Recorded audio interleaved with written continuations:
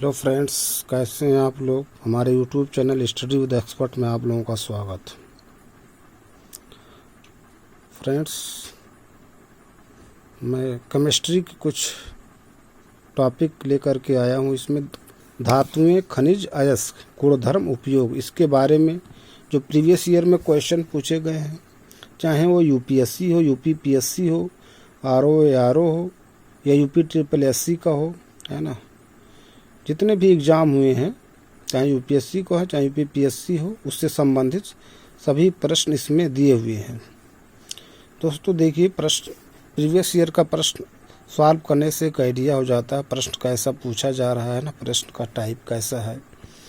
और कुछ प्रश्न होते हैं जो बहुत फेवरेट होते हैं, चाहे यूपीएससी हो चाहे यूपीपीएससी हो, आरओ हो, वो प्रश्न है ना रिपीट भी होते हैं।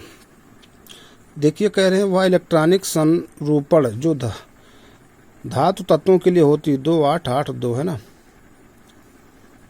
देखिए, जब हम लोग इलेक्ट्रॉनिक विन्यास, इलेक्ट्रॉनिक कॉन्फ़िगरेशन बनाते थे तो उसमें जो हम लोग ये पढ़ते थे, आप बाउ के नियम से भी बनाते थे और एक जो थे बोरबरी के नियम से भी बनाते थे। कह रहे हैं सोडियम, कैल्शियम, आयरन तथा पोटेशियम में से सबसे अधिक क्रियाशील धातु पोटेशियम है ना। एक इसका ठीक श्रेणी था, जो है सीक्वेंस था, जो है कि कौन सबसे अधिक क्रियाशील है। तो इसमें पोटेशियम, सोडियम ऐसे कुछ था जो है ना। हमें अभी देखता हूँ, कहीं हमारे पास नोट्स रखा हुआ है, फिर उसको शेयर करूँगा, उसका एक क्रम है, ठीक है।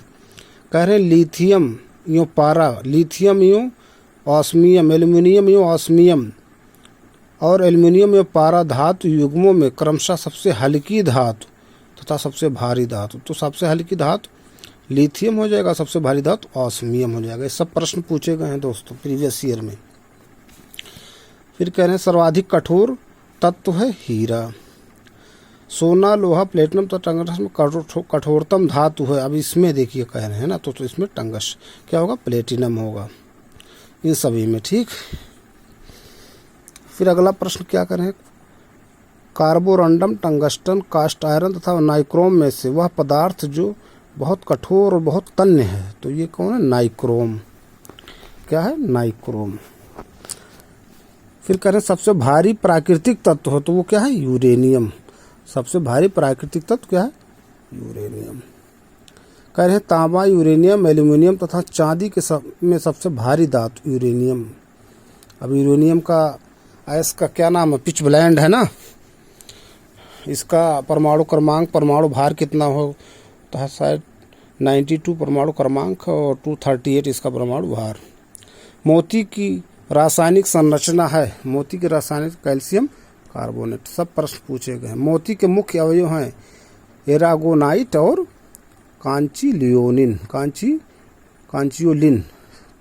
मोती के मुख्य अवयव एरागोनाइट और कांचियोलिन हैं। फिर कह रहे हैं माणिक और नीलम रासायनिक रूप से जाने जाते हैं एल्युमिनियम ऑक्साइड के रूप। माणिक और नीलम रासायनिक रूप जाने जाते हैं किसके, एल्युमिनियम ऑक्साइड के रूप में। कह रहे हैं सोडियम धातु का संचयन केरोसिन में होता है। धातु सोडियम वायु प्रभाव में होने पर गल जाती है। नहीं, ये ऐसा नहीं है ना, ये सही यार गलत, गलती नहीं। संपर्क में आने पे जो है, अगर वायु के संपर्क में आएगी तो वो गलेगी नहीं, ठीक, क्या होगी, जलेगी। कह रहे हैं आजकल सड़क की रोशनी में पीले लैंप बहुतायत में प्रयुक्त हो रहे हैं। इन लैंपों में उपयोग करते हैं सोडियम का, है ना। देखिए, जो हम लोग बीएससी में प्रैक्टिकल करते थे तो सोडियम लैंप होता था ना, वो येलो कलर का कुछ पीले टाइप में जलता था, ठीक, जो प्रैक्टिकल करते थे बीएससी में। तो सोडियम लैंप उसका नाम ही था, है ना। सोडियम वाष्प लैंप प्रायः सड़क प्रकाश के लिए प्रयुक्त होते हैं, क्योंकि इनका प्रकाश एक वर्णी है और पानी की बूंदों से गुजरने पर विभक्त नहीं होता है ना। क्या होता है, इनका प्रकाश एक वर्णी और पानी की बूंदों से गुजरने पर विभक्त नहीं होता।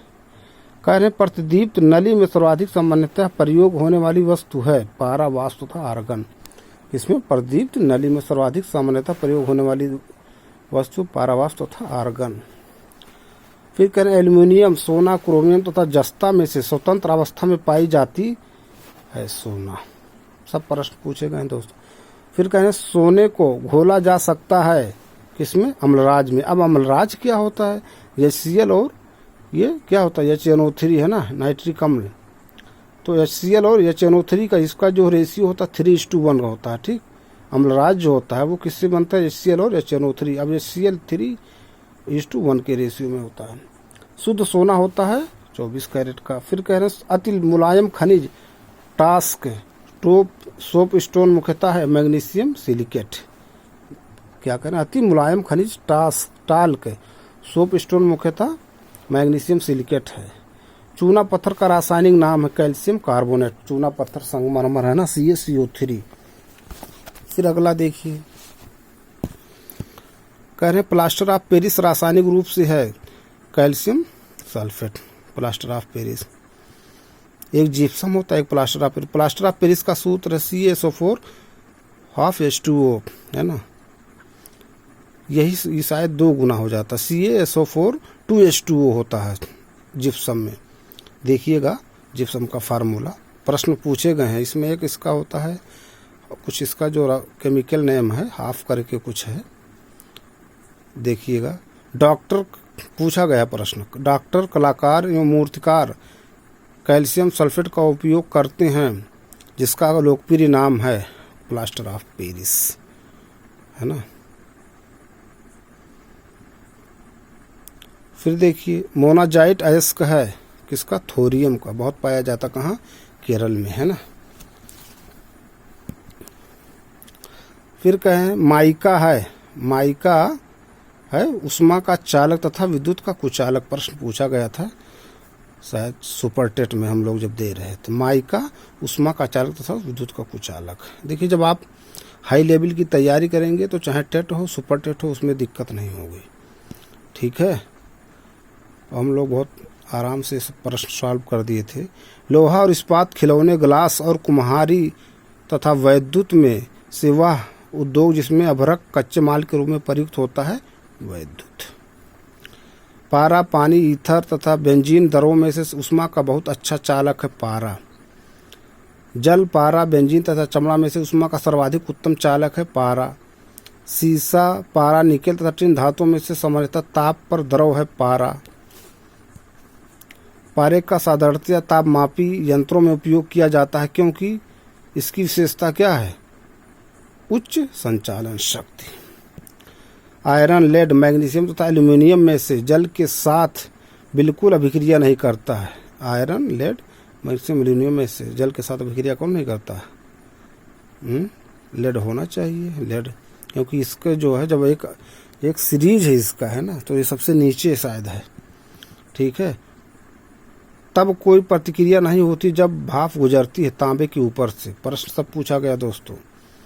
तब कोई प्रतिक्रिया नहीं होती जब भाप गुजरती है तांबे के ऊपर से। लोहा प्राप्त किया जाता है हेमेटाइट से। किससे? हेमेटाइट। अब देखिए जो लोहे के अयस्क हैं सब उसके नाम मालूम, हेमेटाइट और जो है 2-3 हैं Fe2O3 ऐसे करके हैं, सब उसका नाम मालूम होना चाहिए। सुमेलित कीजिए है ना, जैसे कह रहे हैं उष्मा तथा विद्युत का सर्वोत्तम चालक क्या है?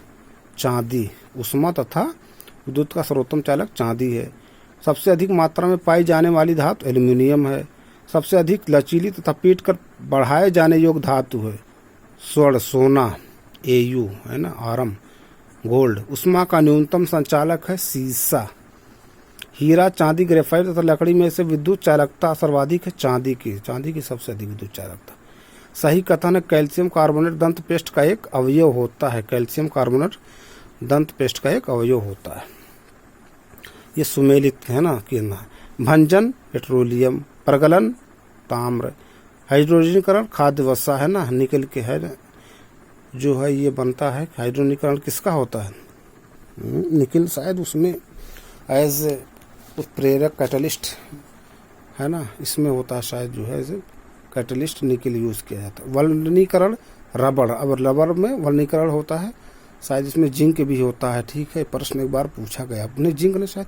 वल्कनीकरण में सल्फर होता है, प्रश्न पूछा गया ये देखिए है ना। वल्कनाइजेशन ऑफ रबर में कौन सा है ना, एलिमेंट यूज होता है। एल्युमिनियम बनाने के लिए प्रयोग होता है बॉक्साइट। अब बॉक्साइट में देखिए कई इसके है ना, अयस्क सबके नाम मालूम कीजिए और सभी के फार्मूला देखिए।